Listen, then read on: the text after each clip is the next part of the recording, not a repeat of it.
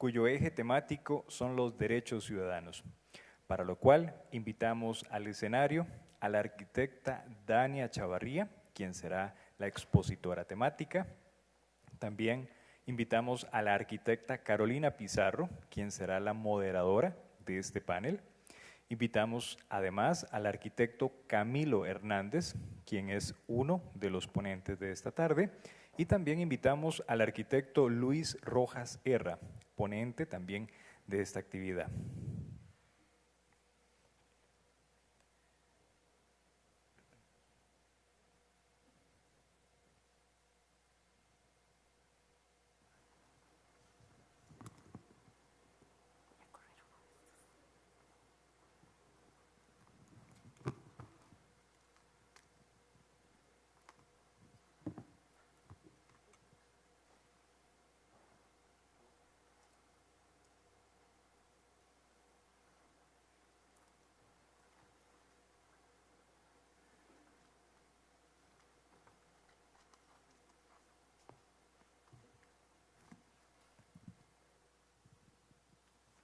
Bueno, buenas tardes. Gracias por estar acompañándonos en esta 14ª Bienal Internacional de Arquitectura. Voy a presentar a los ponentes. Arquitecta Dania Chavarría, de Costa Rica, máster en diseño urbano de la Universidad de Costa Rica, docente de la Escuela de Arquitectura de la Universidad de Costa Rica, donde imparte cursos para la licenciatura y los posgrados de diseño urbano, vivienda y equipamiento social y paisajismo. Ha participado en diversos seminarios, conferencias y coloquios nacionales e internacionales. Actualmente directora de la Junta Directiva del Banco Nacional Hipotecario de la Vivienda. Consultora y asesora en proyectos de diseño arquitectónico, urbanismo y vivienda. El arquitecto Camilo Mejía, de Colombia, arquitecto de la Pontificia Universidad Javeriana con maestría en Planeación y Gestión del Hábitat, Territorio Sostenible de la Universidad La Gran Colombia, maestría en Diseño Arquitectónico Avanzado de la Universidad de Buenos Aires, director de APLAB, estudio con trabajos en desarrollo de vivienda, equipamiento y espacio público, director de la Fundación Más Manos Colombia, con trabajos de mejoramiento barrial, arquitectura con metodologías de diseño participativas. El arquitecto Luis Alonso Rojas Herra, de Costa Rica, licenciado en Arquitectura de la Universidad Veritas, egresado de la Maestría en Paisajismo y Diseño de Sitio de la Universidad de Costa Rica, investigador del Centro de Investigación en Cultura y Desarrollo de la UNED, docente en el Colegio Universitario Boston, en ULACIT, en la Universidad Hispanoamericana y en la Universidad Creativa. Bueno, para iniciar, decirles que van a tener 15 minutitos cada uno.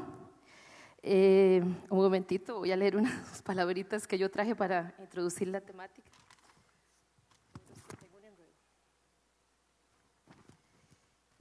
15 minutos cada uno y luego tendremos las preguntas del público, otros 15 minutos.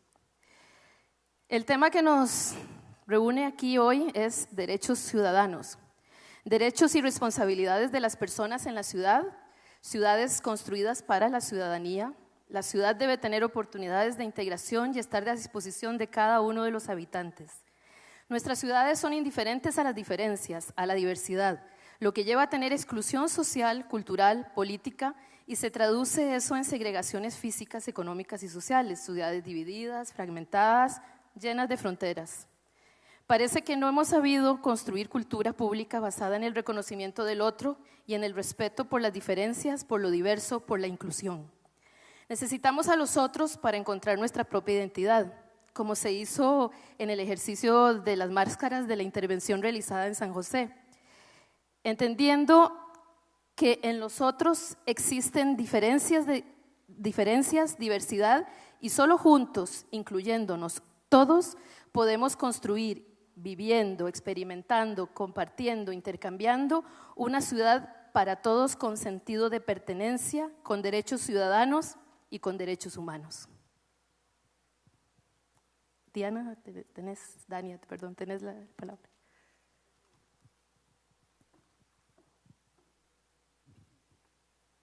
Aló. Buenas tardes. Inicio con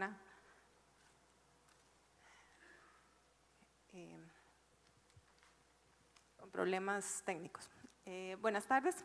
Es un gusto estar aquí. Agradezco la invitación que he recibido de parte del Colegio de Arquitectos y de los organizadores de esta Bienal 2018 para exponer un poco sobre este tema. Voy a tratar de resumir en 15 minutos este tema que creo que es muy vasto, el tema de derechos ciudadanos colectivos. Además, bueno, como les contaba Carolina por ahí, pues yo soy arquitecta, urbanista, también especialista en temas de vivienda y no necesariamente abogada. Sin embargo, nosotros, los urbanistas y los arquitectos, muchas veces solemos desear también tener tiempo para sacar una carrera de derecho y poder defender lo que nosotros como técnicos creemos, porque muchas veces, lamentablemente, a nosotros como técnicos no nos creen lo que decimos a menos de que esté respaldado por un criterio jurídico. Entonces, bueno, para aprovechar el tiempo que tengo disponible, voy a empezar con esta frase. Es una frase que precisamente procede del jurista y filósofo austriaco Hans Kelsen, que nos dice que todas las personas que conviven en el mismo territorio y están sometidos a las mismas leyes deben de tener los mismos derechos, pero también los mismos deberes. Y esto me lleva a pensar entonces en que muchísimas veces nosotros estamos reclamando por nuestros derechos, pero pocas veces pensamos realmente como colectivo también en nuestros deberes. La ciudad en la que vivimos actualmente ha surgido a partir de una serie de procesos económicos, productivos y financieros, y una serie de procesos tecnológicos que han avanzado con una mayor velocidad que los procesos políticos y culturales. Y esto lo que ha ocasionado es un aumento de las desigualdades sociales en la ciudad.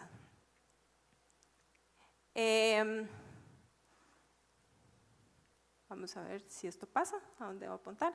Entonces, para retomar un poco las ideas que han hablado en los días anteriores en el contexto global, bueno, sabemos que las ciudades actualmente ocupan aproximadamente un 3% de la superficie total del planeta. Sin embargo, tenemos un 70% de la economía y el Producto Interno Bruto concentrado allí, un 60% del consumo de la energía se da en las ciudades, un 70% de las emisiones de gases de efecto invernadero se dan en las ciudades también, y un 70% de los residuos se producen en las ciudades. Esto es nada más para retomar un poco de todos los datos que han recibido los días anteriores.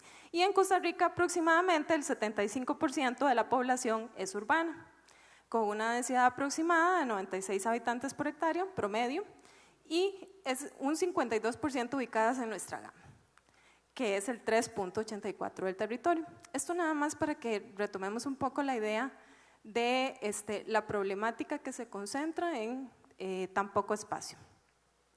Y si puntualizamos en el caso de la GAM, entonces básicamente quiero mencionar 3 de los más grandes problemas. Uno es la disminución de la movilidad, 10 veces más vehículos y la misma infraestructura que en los años 80. Escuchando las buenas noticias de parte de la primera dama el día de su exposición, del arranque de todos los proyectos relacionados con el tema movilidad. Además, un deterioro y abandono de los centros urbanos que está promoviendo un desplazamiento de los pobladores actuales, que genera este proceso de expansión de las ciudades y además una poca oferta. Este es un tema también relacionado con vivienda. Y el otro problema que quiero señalar es el tema de la pobreza urbana. Una concentración en las periferias de las zonas centrales de la ciudad, de las poblaciones más marginales. ¿Y esto por qué? Porque la gente quiere vivir cerca de la ciudad. O sea, tiene derecho a vivir cerca de los servicios y equipamientos que ofrece la ciudad. Entonces, ¿cuál es nuestra realidad? Pues básicamente, tomando un poco las palabras de Juan Pablo Duhalde, director del Centro de Investigación Social de Techo Internacional. Tenemos una población aproximada de 113 millones de habitantes ubicados en estos asentamientos informales, según datos de ONU Habitat, y además América Latina tiene 8 de cada 10 habitantes viviendo en ciudades, siendo la región más urbanizada del mundo. Y básicamente lo que tenemos es entonces una serie de espacios fragmentados física y socialmente, una desigualdad que ha llevado a condiciones de exclusión y además tenemos una sociedad actual de mercado que trabaja en la acumulación de capital y especulación de suelo. Yo creo que si hablamos de derechos colectivos no podemos dejar de hablar de estos temas. Y además que se basa en la lógica de la plusvalía y donde la ciudad o el suelo se convierte en una mercancía. Y bueno, esto básicamente lo que fomenta es entonces un obstáculo para esta población, específicamente para las poblaciones más vulnerables. En la Carta del Derecho Mundial a la Ciudad, que creo que ya también se ha hablado mucho de esto aquí, bueno, ya saben que surge en 1968 la primera vez el término como concepto y una serie de movimientos populares, organizaciones no gubernamentales, asociaciones profesionales y redes internacionales y sociedad civil se unen para generar una serie de compromisos y medidas que se deben asumir para que todas las personas vivan con dignidad en las ciudades. Y a esto es a lo que nos referimos cuando hablamos de derecho a la ciudad. También cuando hablamos de derecho a la ciudad se está hablando del derecho colectivo y aquí hablamos de los derechos ciudadanos colectivos. ¿A qué? A la vivienda, el trabajo, a la justicia, a la libertad, a la integridad. Y aquí vemos nuevamente cómo se hace mención a esos grupos vulnerables y desfavorecidos que tienen su lugar en la ciudad. Y tenemos una serie de componentes y de dimensiones y básicamente es el derecho a un hábitat que facilite el tejido de las relaciones sociales, a vivir dignamente en la ciudad, a la convivencia, al gobierno de la ciudad, a la igualdad de derechos.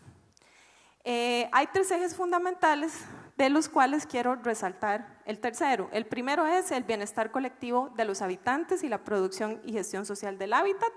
El segundo es la participación de la sociedad y en el planeamiento y gobierno de las ciudades. Y el tercero es el tema de la función social de la propiedad, siendo predominante el bien común sobre el derecho individual de la propiedad y entendiendo la función social de la propiedad como esa que se ocupa de que los bienes sean productivos tanto para su dueño como para su comunidad.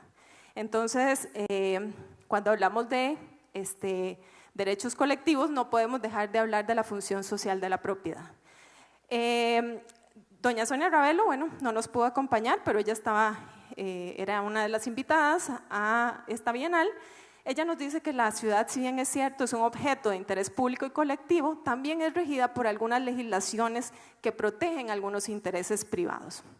Y en ese sentido, entonces, ella ratifica que la ordenación territorial se considera de interés público y por lo tanto el Estado está obligado a hacerla. El día de ayer, el arquitecto Roy Jiménez hablaba un poco de esto y funciona de cierta manera como una limitación a la propiedad privada. Entonces, algunos aspectos a considerar. La propiedad privada está sobre el territorio, no es un elemento que desaparece con el planeamiento urbano. El derecho privado no puede ser absoluto. Si el derecho privado fuera absoluto, cada propiedad individual se constituiría de alguna manera conceptualmente en un país.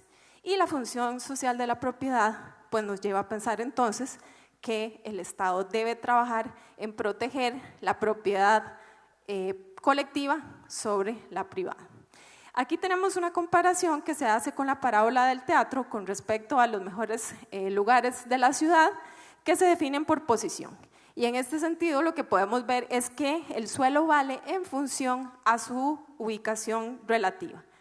Y con respecto a esto nos señala nuevamente Juan Pablo Duhalde que una ciudad justa no se construye por especulación, sino que se decide desde y por sus ciudadanos en base a democracia y entendiendo nuevamente su función social, que determina valores y dinámicas entre iguales. Entonces vemos nuevamente que si queremos hablar de derechos ciudadanos colectivos, no podemos dejar de lado el tema del derecho de la función social de la propiedad.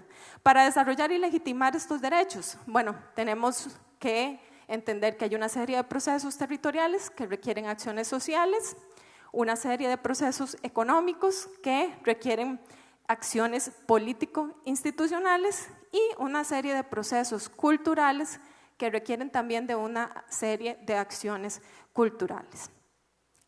Voy a señalar rápidamente, en el poco tiempo que me queda, algunos de los principales derechos que enfatiza Jordi Borja, el geógrafo urbanista español, en su libro Nuevos Derechos Ciudadanos como respuesta política a los nuevos desafíos del territorio.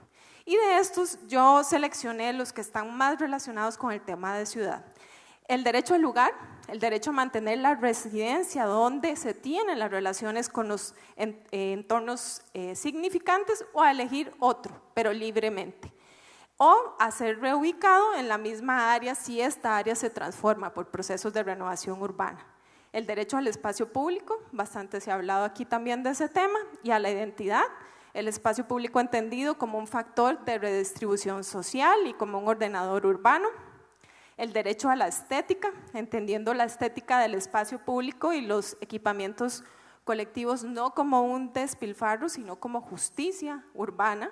Y esta estética extendida también a aquellos asentamientos más informales. El derecho a la centralidad, que todas las áreas de la ciudad posean ese valor de centralidad y todos los habitantes puedan acceder con igualdad y facilidad a estos centros.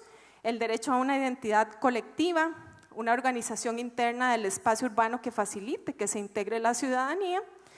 El derecho a la conversión de la ciudad marginal, a que se legalicen y se equipen los asentamientos informales y a introducir, como les decía anteriormente, esta calidad urbana y la mixtura social en estos espacios. Y el derecho a la calidad del medio ambiente también, una calidad de vida integral. Esto también se abordó el día de ayer con amplitud. Y también se ha abordado en días anteriores el derecho a la movilidad y a la accesibilidad. Y cuando hablamos de movilidad, pensando en una movilidad universal que no se reserva a los que tienen el vehículo privado. Aquí dejo para que lean rápidamente algunos otros derechos que son mencionados por Jordi Borja en su libro. Y básicamente de estos pues vemos temas como innovación política, tecnología, la ciudad como refugio, entre otros. Y en los 2 minutos que me quedan, quiero resaltar además que estos derechos colectivos deben de extenderse a grupos vulnerables y desfavorecidos. Y cuando hablamos de grupos vulnerables y desfavorecidos, no quiero dejar de mencionar a los niños y su derecho al juego, al desarrollo, a la igualdad, a ser considerados sobre las situaciones que les afectan y a ser consultados y participar. A las mujeres, que son las principales usuarias de los equipamientos urbanos y los servicios de la ciudad, y su derecho a la seguridad, a circular libremente por la ciudad, a un transporte adecuado, a la tenencia de la vivienda. Bien sabemos que tenemos una gran cantidad de mujeres que son jefas de hogar, y la ubicación conveniente entre empleo y vivienda, que tiene que ver con tiempo. Y los adultos mayores, que además tienen también un derecho a un hábitat accesible y seguro, a la libertad de desplazamiento continuo y la autonomía. Y las personas con discapacidad, entendiendo la discapacidad como diferentes tipos y que además pueden ser temporal. Cualquiera de nosotros podría tener algún problema temporal o permanente. Y aquí hablamos igualmente de un hábitat accesible, seguro, que haya derecho al empleo, a la participación ciudadana para estos grupos. Y para cerrar, entonces, tratando de resumir, como les decía, el tema de los derechos ciudadanos colectivos, entonces hablamos de ciudad y territorio, hablamos de derechos y también hablamos de inclusividad o de exclusión. Y vemos aquí una de las calles de Broadway que fue remodelada a partir de la intervención de Yangel en el 2009. Y cuando hablamos de derecho a la ciudad, entonces hablamos de derecho a la ciudad centrado en quién. Y la respuesta para mí sería el derecho a la ciudad centrado en la gente. Y aquí vemos un poco entonces esta expresión de ese derecho a la ciudad devuelto a las personas. Voy a cerrar con esta frase de Jane Jacobs, quien fue una de las que promovió de alguna manera estos cambios en Nueva York. Ella dice, no hay ninguna lógica que puede ser impuesta a la ciudad, la gente la hace y es a ella, no a los edificios, a la que hay que adaptar nuestros planes. Muchas gracias. Gracias, Dania. Seguidamente le vamos a dar la palabra entonces al arquitecto Camilo Hernández. Luego al final haremos una reseña de todo lo que se conversó y luego las preguntas de ustedes. Adelante es el verde, ¿verdad? Bueno, buenas tardes para todos. Antes que nada no me hagas correr todavía los 15 porque tengo que hacer unas palabras protocolares. Realmente es un honor, es un agradecimiento y si se quiere una responsabilidad de estar parado en este escenario. Tuve la oportunidad de estar acá, o mejor, sentado allá hace un par de años y pues por situaciones de la vida hoy estoy acá. Y más que todo esto va a ser una presentación de algo que se podría denominar arquitectura para la otra Colombia, que lo que apunta es a mostrar lo que hemos hecho en 15 minutos en los últimos 6 años con un brazo de la oficina que es arquitectura que comercialmente no nos deja un solo peso, pero nos deja muchas satisfacciones en el camino. En ese orden quiero primero mostrarles estas personas que están ahí. Esa foto no es para mostrarles que tengo la visa americana ni mucho menos, sino es para poderles decir que entre otras cosas me permite ingresar más fácil a Costa Rica, si no me tocaría hacer un trámite en la Embajada de Colombia más engorroso, pero por ahí esas personas que ven ahí con esas camisetas de Superman es mi familia, mi papá, mi mamá, mi hermana, mi cuñado y mis sobrinos. Y los traigo es porque por ahí para algunos colombianos somos por ahí esas personas que les dan esperanza y para mí esas personas que están ahí son el motor que está detrás de mi ejercicio profesional. Ellos desafortunadamente no viven en mi país por situaciones de temas de seguridad, temas sociales básicamente, entonces siempre me gusta mostrarlos porque por ahí son cosas que se vuelven fundamentales en mi ejercicio. Estas dos personas que están viendo ahí se llaman Matías y Nicolás, son mis sobrinos, los niños que más amo en la vida, ya están un poco más grandes ahora mismo, pero todo lo que realizamos en Colombia es para que niños como ellos puedan vivir en una Colombia mucho mejor, porque básicamente nuestros proyectos apuntan a esperanza y están enfocados en temas de emprendimiento y en temas de mejoramiento de la niñez, acompañamiento de la niñez y de la adolescencia y finalmente lograr potenciarlos y mejorar sus vidas. Todo este discurso está sustentado, o mejor, hace un cuestionamiento claramente a dos situaciones que se dan en mi país, capaz no son alejadas de las realidades al menos de Latinoamérica, y consisten en que en Colombia, en mi país, tenemos algo que se llama la estandarización de la instrumentación a la hora de planificar los territorios. Obedecemos o nos regimos por códigos, por lineamientos que no necesariamente fueron diseñados para un territorio como el colombiano. Y en ese orden el éxito de situaciones netamente puede ser europeas o de países boyantes de primer mundo, cuando se traen a Colombia, pues netamente fracasan porque no entienden condiciones sociales particulares o la singularidad de los territorios. Y asimismo se suma un componente fundamental que es la participación ciudadana. En mi país la participación ciudadana obedece desde la Constitución de 1991, que es con la que nos regimos actualmente, y fue el único documento o ley máxima que incorporó la palabra participación ciudadana en toda nuestra reglamentación. Nunca antes se habló de esto. Pero no solo se trata de poner participación ciudadana en un papel, sino como esa participación ciudadana finalmente empieza a diagnosticar los propios territorios y a gestionar sus propios proyectos. Más allá que tengo una oficina, dirigimos una fundación, pues soy docente, y en Colombia, porque sería un irrespeto decirlo, porque desconozco los contextos, por lo menos los costarricenses, de cómo se enseña la arquitectura, en mi país, y lo puedo decir abiertamente, seguimos soñando y enseñando proyectos como estos. Entonces la pregunta es, ¿estamos haciendo arquitectura para arquitectos o arquitectura para la gente? Y en ese orden, empezamos a distanciarnos desde lo que enseñamos y finalmente desde lo que practicamos. Y por eso a veces, cuando tengo la oportunidad de estar en una tienda de esquina, que en mi país las tiendas de esquina son uno de los mercados o sistemas de mercado local más importantes en los contextos inmediatos o a escala de barrio, digámoslo así. Cuando tengo la oportunidad, a veces entre chiste y chanza, le digo a los tenderos, o sea, las personas que atienden, les digo, ¿sabía que usted es más arquitecto que yo? Y le explico por qué. Porque en mi país estas tiendas son fundamentales y se vuelven puntos de encuentro. Se vuelven referentes geográficos y referentes desde la memoria. Y finalmente, en la imagen que están viendo a la izquierda es lo que en mi país se denomina lechona, que es un marrano que se mata, se le sacan todas sus vísceras, se les mete arroz con un poco de granos y finalmente esto se mete a un horno y esto es lo que comemos en las festividades populares. Y esa lechona también capaz hace más arquitectura porque permite que la gente use el espacio público, porque permite el encuentro y la felicidad de las personas. Y esta reflexión me apunta a mostrar esto. ¿Qué estamos haciendo? Estamos poniendo sobre los territorios o sobre las ciudades, estamos poniendo un código o un catálogo de mobiliario urbano, o estamos pensando realmente lo que las personas necesitan y anhelan.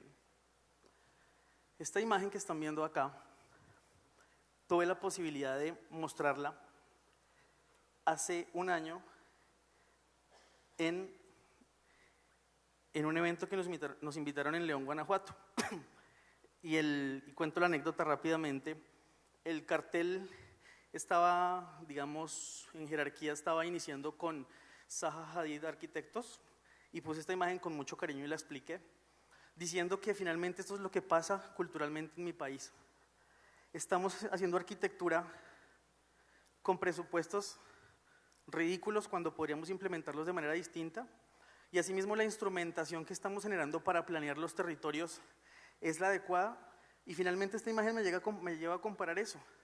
¿Qué es lo que dice el papel y qué es el imaginario colectivo de las personas? En ese orden, ¿estamos haciendo arquitectura urgente y necesaria o prioritaria? ¿O estamos haciendo arquitectura simplemente para cubrir las partidas presupuestales y seguir haciendo proyectos desde lo tecnócrata, si se quiere? Estos son los contextos a los cuales ni la academia en mi país y muchas veces el Estado mira.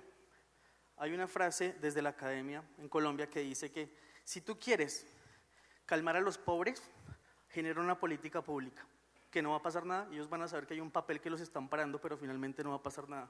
Pero cuando en Colombia se quiere solucionar un problema, se arma una comisión, que es ir al lugar y reivindicar a estas personas.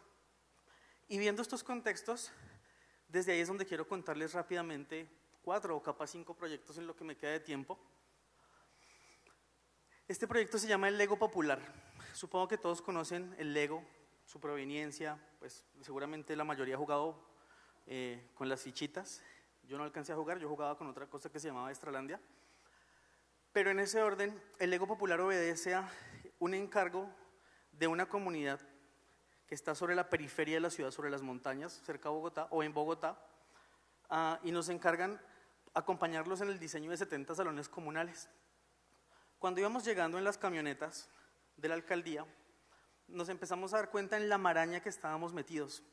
Imagínense una montaña, pero cubierta de solo casas. Claramente son asentamientos informales, o lo que ustedes de pronto denominan acá precarios, me parece, ¿verdad? ¿Perdón? ¿Sí? Ok. Y en ese orden, llegamos allá y nos dimos cuenta y dijimos, ¿con qué materiales vamos a trabajar? Ni siquiera sabíamos a lo que nos estábamos enfrentando, pero en el recorrido nos dimos cuenta, y esta imagen para mí es supremamente diciente, eso es lo que se llama en Colombia el bloque de los pobres, es decir, los bloques con los que construimos. Son bloques número 4 y número 5 que en sus dimensiones cambian muy poco, y las tejas de zinc y la madera y estos elementos que están viendo ahí son con lo que se hace la arquitectura popular. ¿Por qué? Porque es lo más económico. Y empezamos un juego con ellos, que fue durante 6 meses construir alrededor de 2.500 maquetas, las cuales se volvieron las fichas con las cuales ellos iban a empezar a diseñar sus propios equipamientos o salones comunales. Durante 6 meses, semana a semana, hicimos un ejercicio súper interesante que fue nosotros como técnicos, porque es nuestra responsabilidad, es armar unas piezas o unas fichas que permitieran posibilidades espaciales y tectónicas desde el mobiliario, las fachadas y claramente la estructura, y las pusimos al servicio comunitario para que ellos diseñaran con estas fichas y armaran sus propios equipamientos. Al día de hoy llevamos 11 salones comunales diseñados y vamos a empezar un proceso de sacar las licencias de construcción para ellos.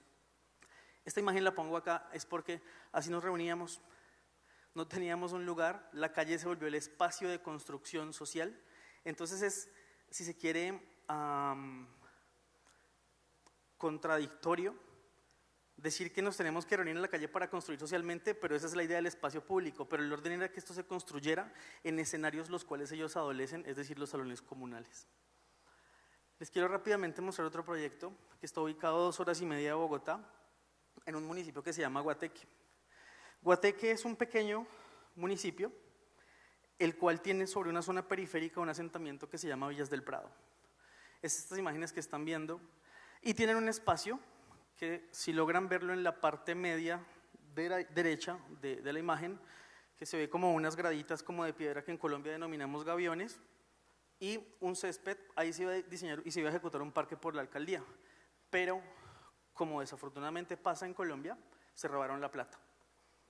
Y en ese orden nos llamaron para hacer un parque que finalmente se llama el Parque de la Esperanza. Hasta las mismas personas denominan o le ponen los nombres a los parques. Y este parque tiene unas características súper interesantes. Y es que fue diseñado para que fuera aulas para que los niños que no tenían la posibilidad de ir al colegio fueran a clases. Y finalmente en las tardes aquellos que iban al colegio iban a poder darles clases a los que no iban a clase, por ejemplo. Entonces se volvió un proyecto comunitario que iba a impactar directamente a casi 100 niños e indirectamente como a unos 400 niños. Empezamos la construcción en 3 fases y nos amenazan y nos toca retirarnos del lugar. Entonces es un parque que ojalá algún día lo podamos finalizar. Este proyecto que están viendo acá se llama Legaliza 100. Es un juego de palabras. Legalizar 100. ¿100 qué? 100 construcciones en Bogotá. Para legalizar, según la norma urbanística en Bogotá y en Colombia, debes pagarle a unas instituciones para poderlo hacer. Es como sacar una licencia de construcción, supongo que aquí funciona de manera parecida. En Colombia nos piden que haya un diseño arquitectónico, un estudio y diseño estructural y un estudio de suelos.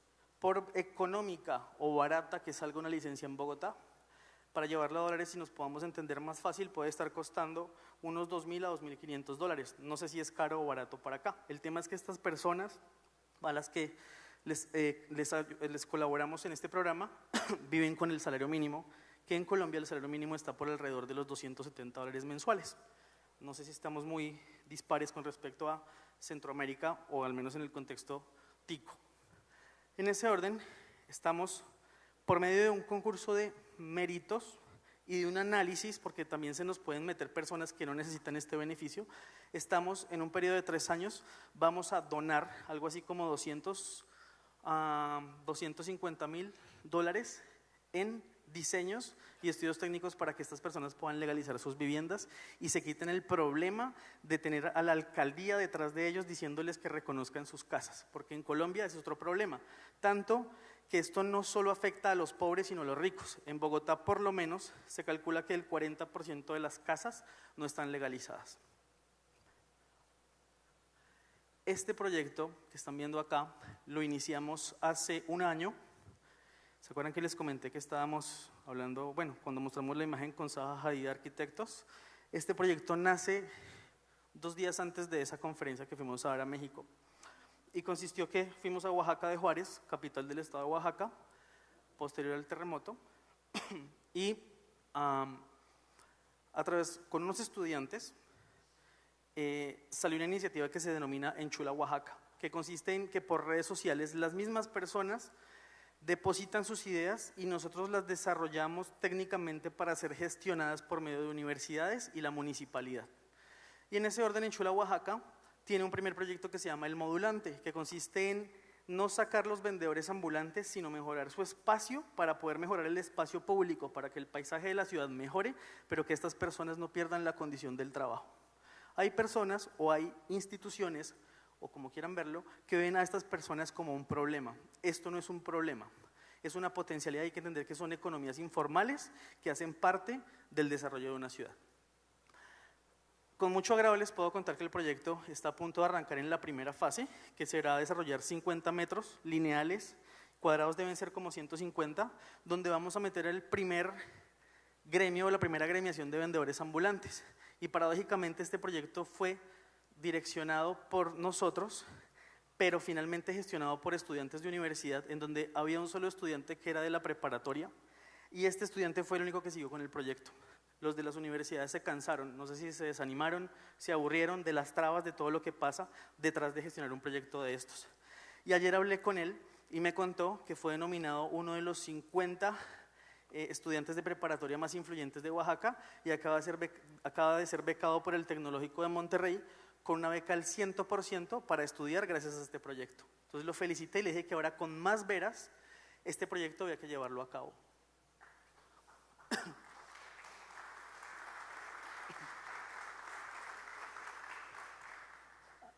¿Qué le pasó a esto? Pues, la devuelvo de acá, supongo. En el máster me están haciendo chanzas.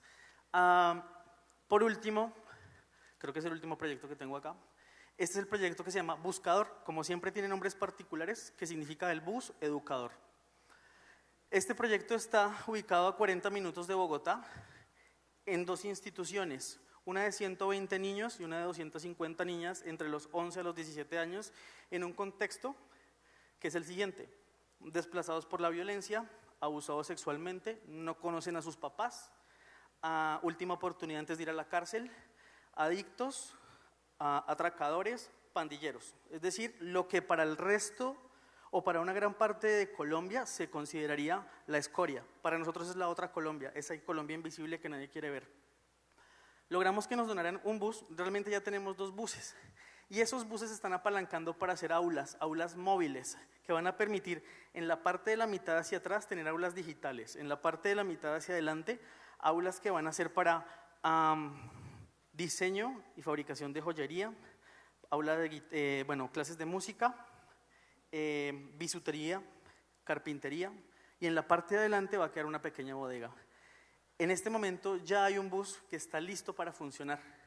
Es interesante porque nos ha tocado, como tiene electricidad, nos ha tocado conectarnos. En Colombia se dice pirata, cuando no pagas, sino te conectas al alumbrado público para que esto funcione. Estamos esperando a ver qué pasa, pero digamos que ahí vamos. Este proyecto, pues, digamos que es muy, muy lindo. Ha sido un proceso que ha llevado más de 2 años el fortalecimiento y finalmente la adecuación de estos buses, porque hemos tenido demasiadas trabas. Aquí les cuento la parte romántica, no les cuento la parte aburrida para que no se desanimen y lloren con nosotros. ¿Qué viene? Todo el tiempo lo que hemos hecho acá es entender que hay una necesidad, que hay una otra Colombia, hay una Colombia invisible, hay una Colombia profunda, hay una Colombia vulnerable, y hemos trabajado ajenos a cualquier entidad, no porque nos creamos unos salvadores, sino porque no nos creen, no nos ponen cuidado. Y en ese orden nosotros funcionamos desde la oficina de arquitectura que tenemos, que tiene claramente proyectos comerciales. Tomamos un 30% de las utilidades anuales de los proyectos y la inyectamos a estos proyectos. Y adicionalmente, a través de la fundación, que está legalmente constituida en Colombia y en Estados Unidos, permitimos tener donaciones internacionales que nos permiten apalancar estos proyectos, si no sería imposible. Pero estamos un poco cansados de ver que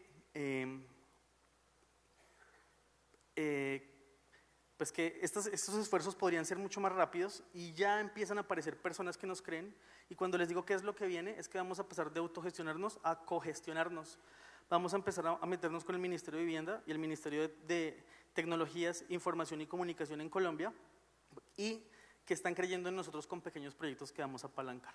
Por último, esta es mi última diapositiva, quiero dejarles estas 3 preguntas. ¿Qué estarías dispuesto a hacer tú, en este caso como arquitecto, que para mí es la profesión más linda del mundo? ¿Qué estarías dispuesto a hacer tú por tu comunidad si no tuvieras ni apoyo, no tuvieras dinero, no tuvieras garantía y solo tuvieras ganas? Y si dejamos de medir la arquitectura por metros cuadrados y la medimos por número de personas impactadas, y finalmente les hago otra pregunta, y si asumimos que ser profesional en Latinoamérica y particularmente en Colombia no debería ser visto como un privilegio sino como una responsabilidad social con la gente. Desde el 2013 al día de hoy, alguna vez alguien me preguntó ¿a cuántas personas has llegado? Esta cifra no podría meterla en una contabilidad, pero les puedo decir que hemos llegado, ahí dice que a 47,000, yo me atrevo a decir que más.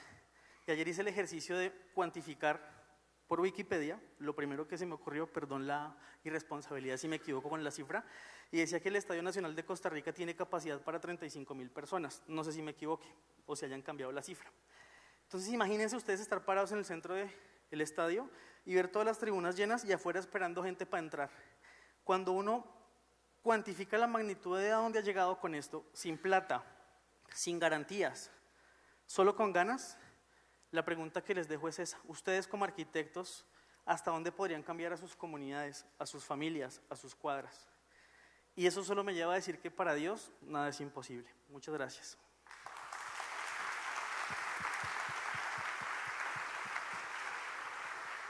Gracias, Camilo. Ahora le corresponde a Luis, arquitecto Luis Rojas Serra, quien va a darnos su ponencia.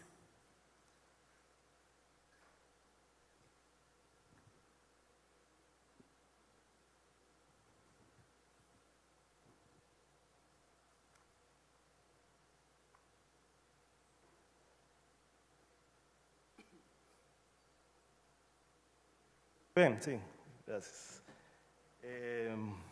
Bueno, yo voy a sacrificar unos minutos de mi presentación para leerles un texto que preparé para el día de hoy. Lo personal es político y la política lo atraviesa todo.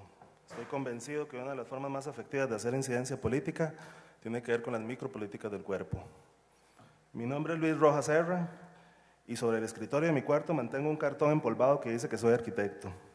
Pero lo cierto es que desde mi experiencia de vida como estudiante y como profesional de esta disciplina, me han hecho que no me sienta de esta manera. Me siento como el hijo no deseado de la disciplina. Soy el aborto de la arquitectura. Pero desgraciadamente para mis colegas existo.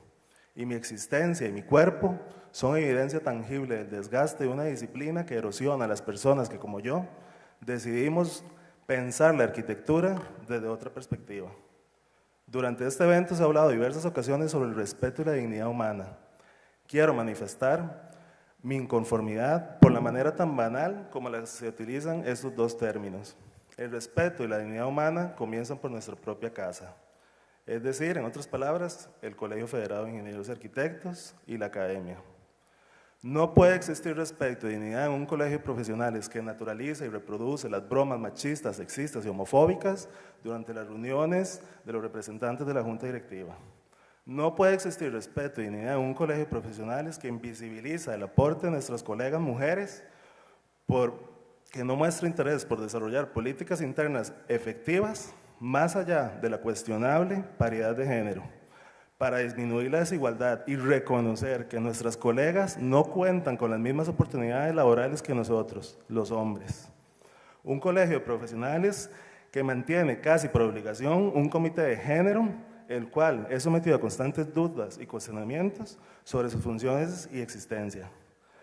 No podemos hablar de respeto y dignidad si en los espacios académicos seguimos manteniendo un cuerpo docente incapacitado para guiar procesos que abordan temas alternativos para la arquitectura, espacios académicos donde esas llamadas vacas sagradas utilizan prácticas pedagógicas y metodológicas obsoletas que solo favorecen la reproducción del pensamiento hegemónico, un cuerpo docente incapaz de llevar procesos pedagógicos afectivos, una academia de arquitectura que favorece el pensamiento hegemónico, que se niega a una verdadera interdisciplinaridad, que valora y premia al estudiante que desarrolla la habilidad de producir un render pichudo, más que su capacidad de desarrollar un contenido crítico sobre el objeto de diseño.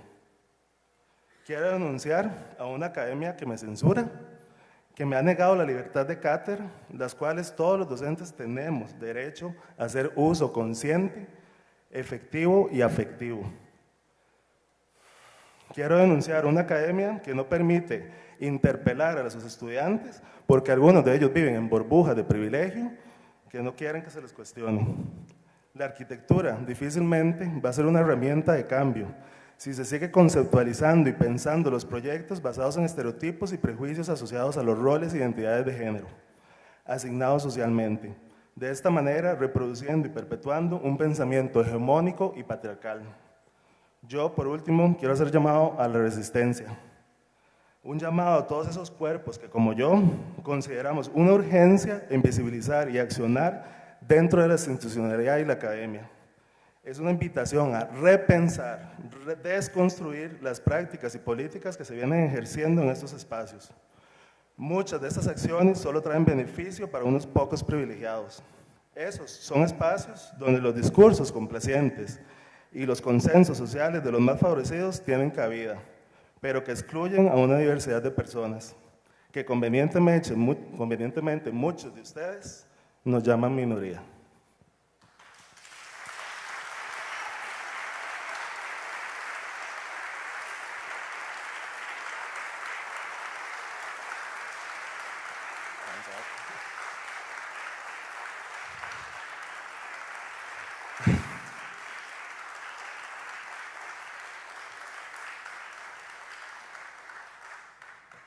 Gracias. Cuerpos y Territorios Indómitos es un proyecto que estoy guiando. El proyecto tiene más de 6 años de existir, entonces voy a tratar de hacer un resumen en 10 minutos, que es lo que me queda. Y lo que les quiero compartir es que desde hace un año, la semana pasada cumplí un año de trabajar en el Centro de Investigaciones de Ciencias Sociales de la Universidad Estatal a distancia. Es la primera vez que un Centro de Investigaciones de Ciencias Sociales contrata a un arquitecto, en este caso. Y bueno, Cuerpos, Territorios Indómitos trata más que todo sobre la construcción de una metodología alternativa para abordar el territorio que esté transversalizada por género y que ella contenga técnicas metodológicas que deriven de las prácticas artísticas.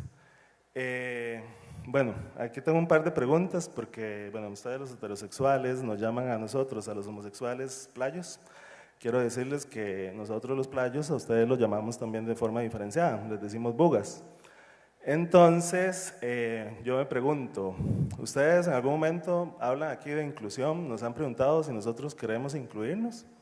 ¿O cuándo hemos estado incluidos? Nunca nos han incluido. Y mi respuesta es, si yo para incluirme tengo que normalizarme y regularme bajo los mismos regímenes que tienen ustedes, como la heteronormatividad, no, muchas gracias, prefiero seguir siendo indómito.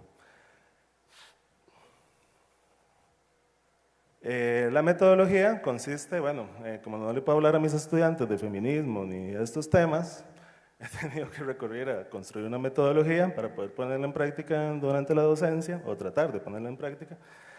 Y bueno, tiene una unidad de análisis que se llama sujeto indómito, que son todos estos cuerpos como yo, que estamos rodeados de estereotipos y prejuicios y que la gente cree que por esos estigmas que llevamos encima, tenemos un uso y una percepción diferenciada del espacio público.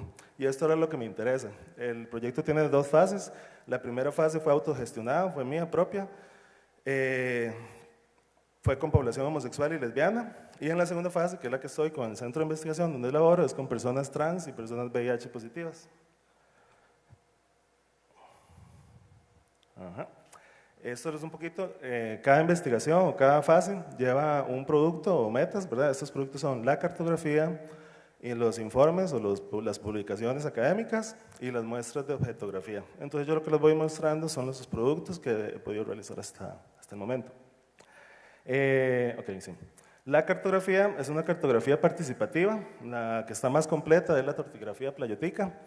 Y esto se ha expuesto en varios países, por dicha, en Ecuador se ha presentado 3 veces, en República Dominicana, México y aquí en Costa Rica está expuesta ahorita en el TEC y el año pasado estuvo expuesta en Teorética también. La cartografía playotica bueno, como les comenté, es una cartografía participativa y cada uno de los mapas tiene un eje de acción. Estos ejes de acción están vinculados al derecho de la ciudad. Un mapa es un mapa de acceso, el otro es de visibilidad y movilidad. La sumatoria de estos tres mapas da como resultado un último mapa, que es el mapa de configuración de espacio. La metodología tiene un componente muy fuerte en la geografía cultural.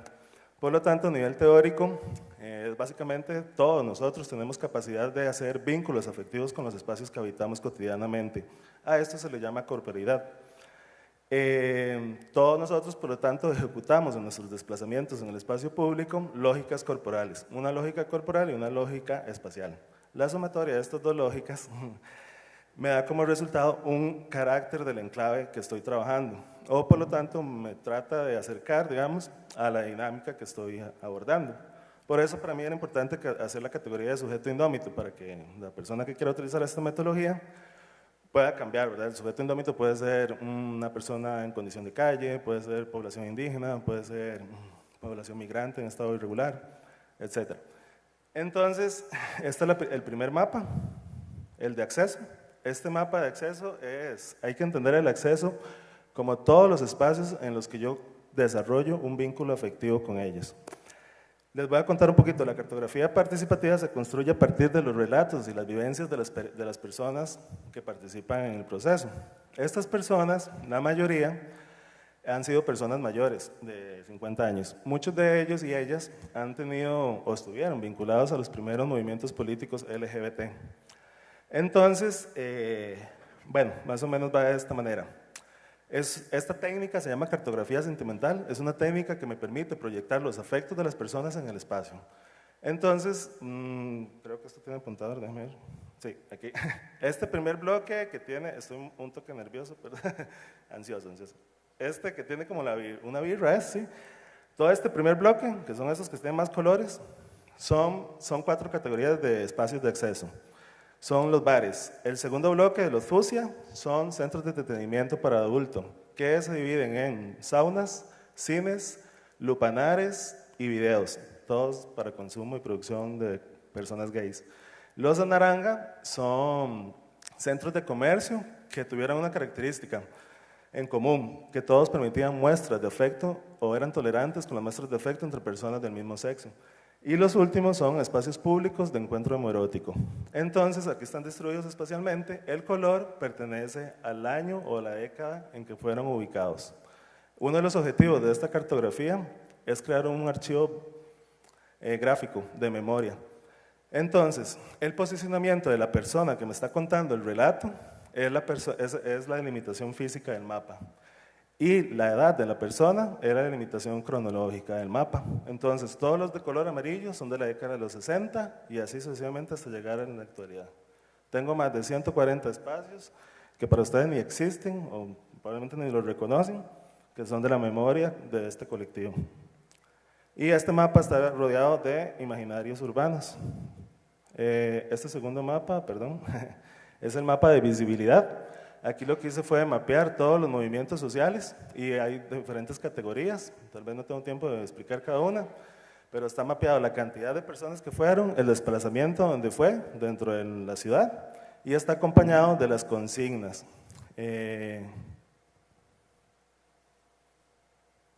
Bueno, salió censurado, en realidad aquí falta un montón de información. Esta bomba es una bomba antipatriarcado, aquí tiene que decir picha violadora licuadora.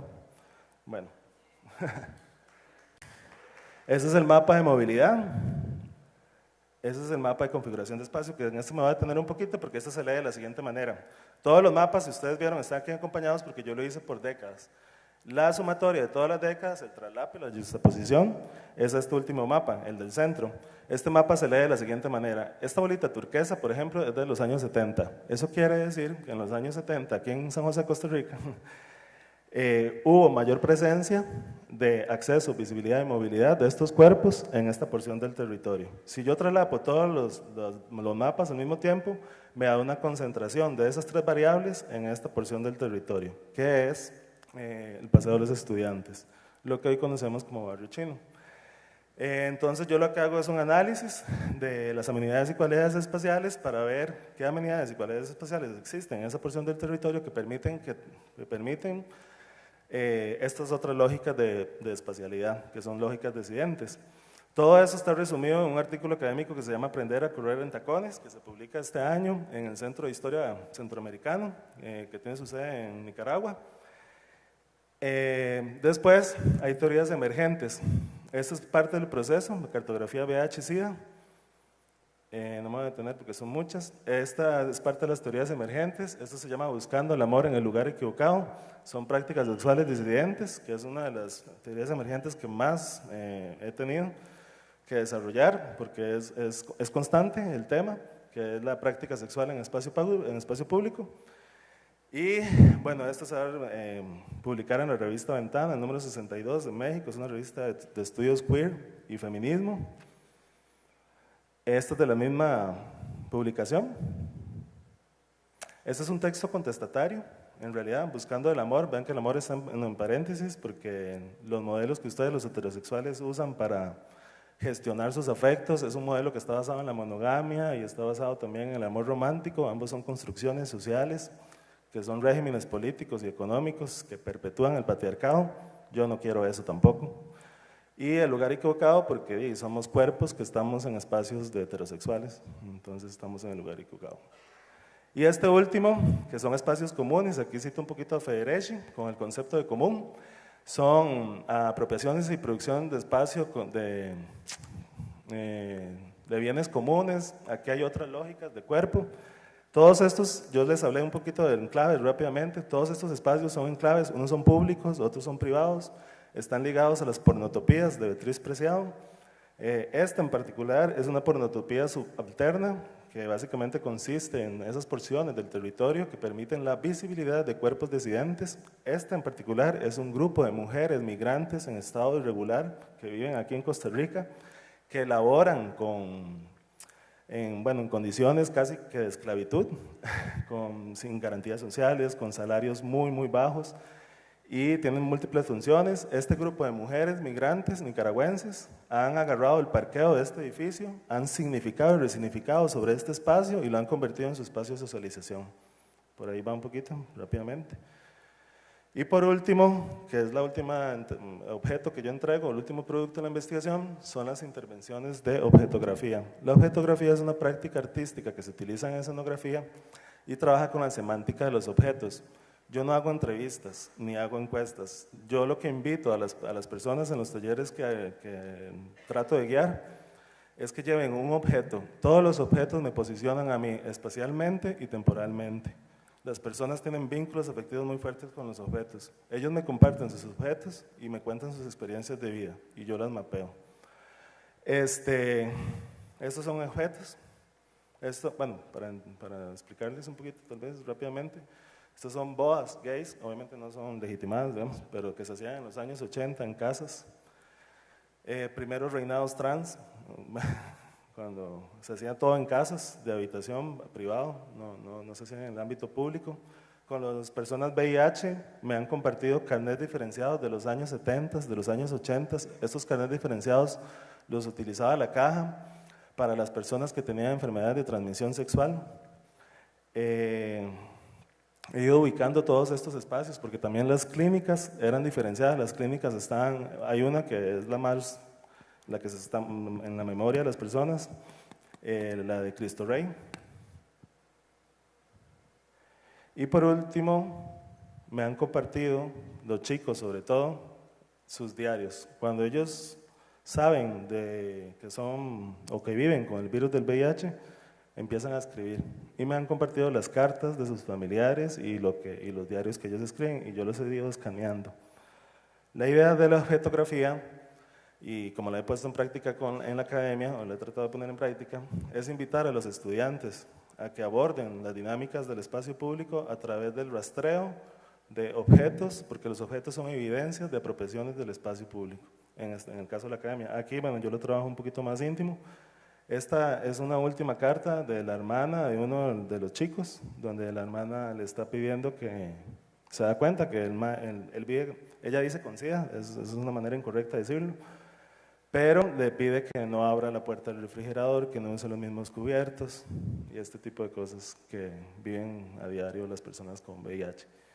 Y la idea es intervenir un espacio, que esto es un proceso participativo, el espacio no sabe todavía porque tiene que nacer de ellos y que ellos guíen este proceso, porque al final intervenimos el espacio con todos estos objetos y abrimos una muestra pública para que la gente pueda ir y ver las experiencias de estas personas a través de los objetos. Los objetos se pueden acompañar de visuales y de audios. Y muchas gracias. Gracias, Luis.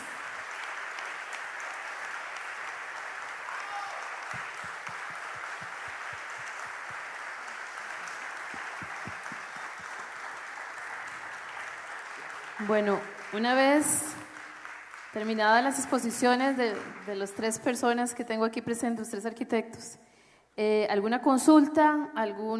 Tenemos 15 minutos para hacer las consultas, los comentarios.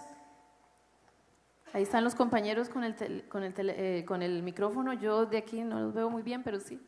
Allá hay una. Por favor, digamos que el nombre y a quién dirigimos la pregunta, si son tan amables o si es para todos. No, es para todos. Luciano Durón, Tegucigalpa, Honduras. Sin ninguna duda, ustedes están desarrollando, en este caso y en todo lo demás, una programación magnífica. Felicito la última presentación completísima sobre los obstáculos, las causas, las razones que se tiene para presentar de frente una situación que no hay duda la mayoría desconocemos y que por supuesto como arquitectos aceptamos porque tenemos esa apertura, gracias a Dios. Sin embargo, me voy a referir porque este asunto es nuevo, me voy a referir a cosas ya viejas, antiguas, porque yo estuve en la alcaldía de Tegucigalpa como primer regidor, o sea, el segundo del alcalde, hace ya más de 25 años, y entonces tuve oportunidad de visitar esas colonias se llaman allá, esos barrios pobres, y que a eso, y me trae esto a las primeras 2 presentaciones. La primera que me pone a pensar es, nosotros tuvimos intentos de organizar, claro, desde la alcaldía y sin toda la entrega que el penúltimo que habló lo hizo, de intentar que otra comunidad con un parque nuevo o con una obra especial que se había realizado, tratarlo de que todos participaran en hacer algo por algo que va a beneficiar a todos los demás y a toda la colonia. Y por supuesto no lo manejamos bien absolutamente, pero la gente no le gusta, no quiere, no está interesada, no está en mi país, no estoy hablando de los demás países, en participar para ayudarle a los demás. Simplemente cada quien siguió en lo suyo y nunca logramos hacer mucho en colonias de cierto nivel. En los de nivel un poco más bajo, y diciéndole con todo respeto, porque tengo muchísimos amigos en todos esos barrios, porque yo era de los miembros de mi alcaldía que sí iba y que sí participaba y que sí visitaba las colonias. Les tengo que contar, el presidente de cada uno de los patronatos era el que mandaba y todos quedaban bien con él. Y siempre me decían que sí iban a hacer esto. Y siempre para mí me tomaban el pelo, porque en realidad, al final de cuentas, estoy hablando del empoderamiento de la ciudad, etcétera. No hacían lo que tenían que hacer. El presidente del patronato era el que mandaba, el que dirigía, todos le hacían caso. Y en realidad hasta tenía mucho que ver la posición o la política, si eran de un partido, si eran de otro, y solo dejaban entrar a los de su partido, pero así es en mi país, no, de nuevo, no repito los demás. La cuestión de la belleza del proyecto de México, allá en el norte, de lograr que estos lugares de ventas informales se conviertan en unos centros informales, pero ya en serio y bien conformados, me parece genial. Sin embargo, porque no quiero transmitir negatividad ni hacer que decirles que estoy en contra, estoy a favor y estoy encantado de lo que ustedes hacen, pero quiero decirles lo que pasa en mi país. Para comenzar, porque yo trabajé con esta gente, yo trabajé con los mercados, yo iba con la mejor intención, siempre fui educado para ayudarle a los demás, yo no andaba buscando políticas y por eso nunca llegué a ningún lado y me sacaron hasta de mi partido precisamente por tratar de participar con todos. Miren, esta gente con el tiempo se posicionaba de su lugar y le ponían valor a su lugar y luego lo vendían y lo vendían por más dinero y seguían haciendo dinero porque ellos estaban haciendo negocio. ¿Por qué no iban a ganar? Y de repente se convertían en lugares que ellos eran dueños, por más que se decía que la alcaldía era la propietaria de esta zona o de estos lugares y que se los daba para hacerlos. No, se comunicaban con un pariente, con un sobrino, con un primo y le daban el siguiente lugar y así se convertían, perdónenme la palabra mafia es muy fuerte, pero sí, ellos manejan los mercados, estoy ampliando a todo nivel de los mercados. Entonces, cuando estaban hablando del empoderamiento de la ciudad y que sí, los ciudadanos van a poder participar y convertir esto en una ciudad de ellos. Yo por lo menos en mi país, no es que no lo veo, que nunca vaya a suceder, porque vamos mejorando cada vez más, pero lo que pasa en Colombia, ese magnífico, esa idea del autobús que sirve y que se mueve y que sirve para tantas cosas porque ya está hecho, etcétera. Eso le veo más posibilidades, más posibilidades. En otras palabras, quiero decirles que siento, y aquí con esto termino, siento que todo lo que los arquitectos y los personajes que nos han presentado proyectos de derecho de ciudad están presentando una filosofía que la veo deslindada, separada de los puestos de poder que son aquellos los que deciden porque nunca nos hacen caso. Que el hecho de que haya, que cuando se pregunte hay que hacer esto porque esto se va a hacer. ¿Quién? Probablemente ahorita que he estado viendo, que he estado recorriendo San José, me doy cuenta que aquí hay gente un poco más desarrollada culturalmente que ha permitido que esto se dé y probablemente esto se da aquí con más facilidad, pero les cuento que en mi país va a tomar más tiempo. Y cuando yo veo esto digo, formidable, pero es filosofía y es hasta utopía y me corto ahí inmediatamente. Bueno, gracias, era porque necesitamos darle cabida a los demás que participen y no era una consulta directa, era un comentario. Seguimos, que alguien tiene alguna pregunta allá, perfecto. Buenas noches, Leonardo Villalobos de Costa Rica. Muchas gracias a los panelistas por sus diferentes puntos de vista sobre el derecho a la ciudad, pero yo quisiera conocer si hay proyectos concretos en ese campo. ¿Qué está haciendo el gobierno local? ¿Qué están haciendo las autoridades encargadas de la administración del territorio para avanzar en este tema? No sé si tal vez Dania, que está de alguna manera vinculada con el gobierno, que nos dé su comentario. Gracias. Sí, buenas noches, Leonardo. Bueno, le puedo decir que por lo menos desde el trabajo que hacemos o hemos hecho desde el Banco Hipotecario de la Vivienda, que es donde he estado los últimos 3 años, 3 meses ligada al gobierno, el trabajo que se hace constantemente en cuanto a la búsqueda de legitimar un poco el derecho a la ciudad de la gente es el trabajo precisamente de vivienda. Y yo creo que en eso hemos quedado debiendo, sinceramente. Porque si revisamos los datos, tenemos 400 asentamientos en precario aproximadamente desde hace un montón de años y el número no cambia.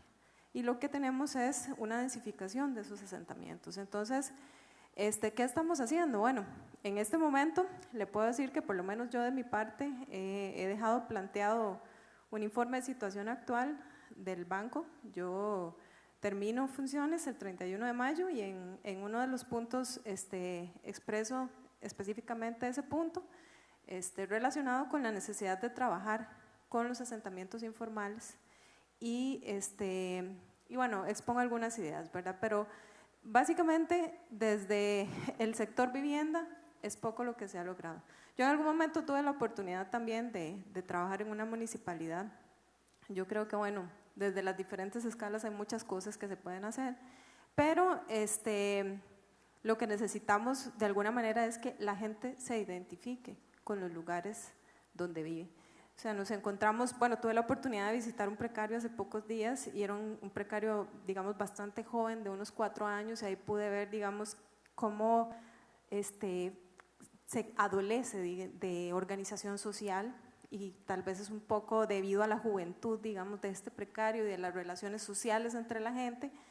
Y también he tenido la oportunidad de ver otros precarios donde la gente está muy organizada, ¿verdad? Y logran llevar con éxito procesos participativos y aportar en la construcción de sus nuevos proyectos, ¿verdad? Entonces, en realidad, decirle que se está haciendo, yo creo que es poco, pero yo creo que se está intentando, y que estemos hablando de este tema aquí es uno de esos intentos que se está haciendo. Se planteó desde el año pasado esta temática. De hecho, nosotros organizamos desde la Asociación Latinoamericana de Planificadores Urbanos un seminario de vivienda y derecho a la ciudad también, buscando exponer esta temática. Entonces, digamos que lo que queremos, por lo menos por el momento, es traer a conciencia la importancia del derecho a la ciudad. Y vamos a ver si más adelante con esto logramos cosas más tangibles, ¿verdad? Pero bueno, digamos que estamos tratando.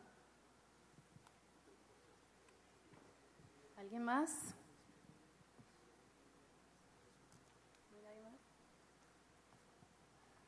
Bueno, para cerrar este panel temático, brevemente resumiré lo que los compañeros aquí dijeron.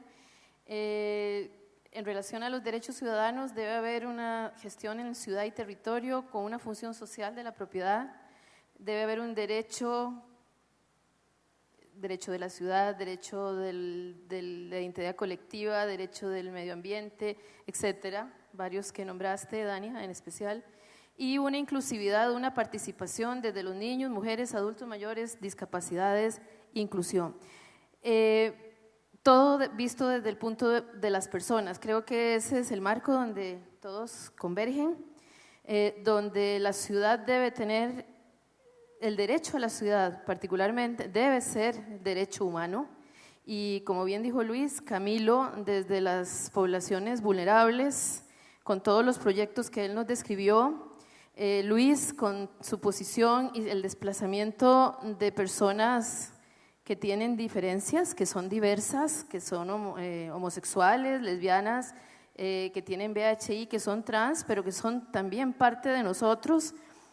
Tenemos que tener esa apertura o tolerancia también para algunos, de saber convivir juntos, de hacer espacios para todos, de hacer ciudades donde todos cabemos, donde todos entramos y donde necesariamente tenemos que hacer una convivencia urbana. Y para eso tenemos que dar espacio a toda la gama de personas que existimos, y debemos de dar como el primer paso. Vemos que hay bastante trabajo por hacer, porque nos hemos quedado como atrás en esto, y si no lo hacemos, pues no vamos a poder hacer espacios de encuentro y de vida en comunidad y ciudades con derechos humanos y con cabida a todos. Quiero terminar, porque ya me están mirando por allá, rápidamente, con una idea sumamente sencilla, y dicho de la misma manera de lo que acabo de mencionar, aceptando diferencias, en este caso diferencia de edades, que los panelistas también tocaron, el derecho a que la niñez y la juventud participe. Cuando se le pregunta, en el caso particular, preguntándole a los niños, y en especial a un niño que me contestó lo siguiente, y que creo que es una frase que quiero compartir con ustedes, que coincidentemente se llama Camilo, de 9 años, cuando se le dijo, ¿cómo quieres que sea tu ciudad? Él dijo, la ciudad debe prohibir menos y saludar más. Muchas gracias.